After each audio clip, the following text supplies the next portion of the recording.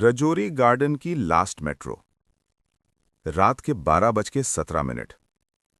Last metro जा चुकी थी। प्लेटफॉर्म पर सिर्फ एक लड़का खड़ा था, हेडफोन्स लगाए हुए। अचानक अनाउंसमेंट होती है, last metro arriving on platform number 2। लड़का हैरान। वो जानता था लास्ट मेट्रो तो निकल चुकी है। ट्रेन आती है, बिल्कुल खाली। लाइट्स हल्की फ्लिकर कर रही थी। वो अंदर चढ़ जाता है, गेट बंद, ट्रेन चल पड़ती है। नेक्स्ट स्टेशन का नाम आता है राजौरी गार्डन। लड़का कंफ्यूज हो जाता है।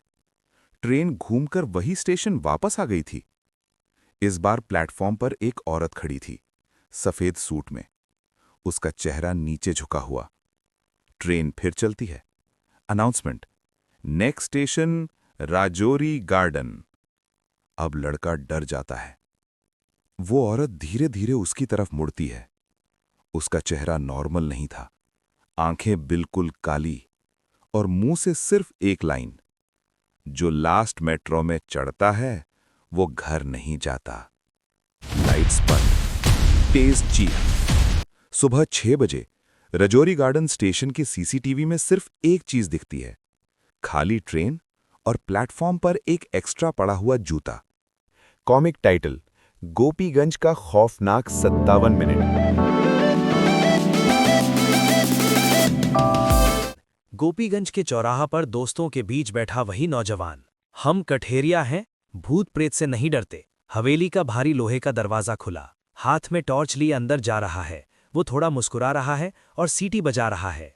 नौजवान की टॉर्च की रोशनी ऊपर की मंजिल पर है, जहां एक काला साया तेजी से गुजर रहा है। नौजवान के चेहरे पर अब थोड़ी टेंशन दिख रही है। हवेली की दीवारों से लाल रंग का पानी टपक रहा है। दरवाजे अपने आप धड़धड़ बंद हो रहे हैं।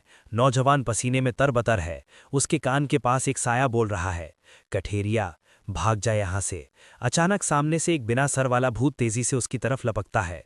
नौजवान का चेहरा डर के मारे बिल्कुल सफेद पड़ गया है। हवेली से बाहर निकलने के लिए वो नौजवान जुनून की तरह भाग रहा है। पीछे से भूत का साया हाथ फैलाए पीछे पड़ा है। नौजवान गिरते पड़ते हवेली से बाहर कूद रहा है। सुबह का वक्त, वही नौजवान अपने घर के बाहर कंबल ओढ़े बैठा है। शरीर कांप रहा है। उसका चेहरा बिल्कुल बदल गया है। कठेरिया भाई, गए थे ना भूत देखने? आज भी गोपीगंज में 1 जुलाई की रात को कोई बाहर नहीं निकलता है।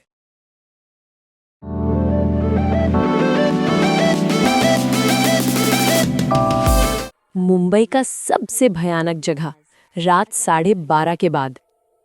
मुंबई में एक जगह है जिसका नाम सुनते ही लोग चुप हो जाते हैं, आरे कॉलोनी। दिन में नॉर्मल, पर रात को कुछ और ही हो जाता है। लोग कहते हैं रात 12:30 के बाद वहां से गुजरना मना है, क्योंकि जो गया वो पूरा वापस नहीं आया। मैं भी नहीं मानता था। एक रात बाइक लेके आरे रोड पर गया। कैमरा ऑन था। रोड बिल्कुल खाली, सिर्फ जंगल और अंधेरा। अचानक बाइक खुद रुक गई। पीछे से घुंघरू की आवाज आई, पर रोड पे कोई नहीं था। तब जंगल के अंदर से एक औरत निकली, सफेद साड़ी, पैर उल्टे और आंखें सीधा कैमरा में। उसने सिर्फ इतना कहा, लिफ्ट देगा? मैं भागने लगा, पर कैमरा में देखा वो औरत मेरी बाइक पे पीछे बैठी थी। अगली सुबह बाइक मिली आरे गेट पे। कैमरा रिकॉर्ड हो रहा था, पर वीडियो के लास्ट फ्रेम में बाइक मैं चला रहा था और पीछे वो नहीं, मैं ही बैठा था। इसलिए मुंबई में आरे कॉलोनी सिर्फ जगह नहीं, एक वार्निंग है। लिफ्ट देगा?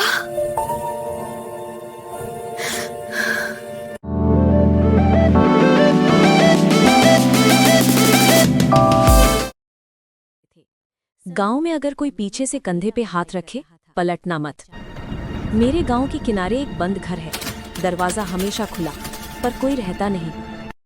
गांव वाले कहते हैं जो भी वहां रात को चला जाता है वो सुबह बोलना भूल जाता है। एक दिन भोला वहां गया, वापस आया, पर बस दीवार घूरता रहा। उसकी माँ ने पूछा, बेटा क्या देखा था? भोला ने धीरे से कहा, मैं घर के अंदर हूँ।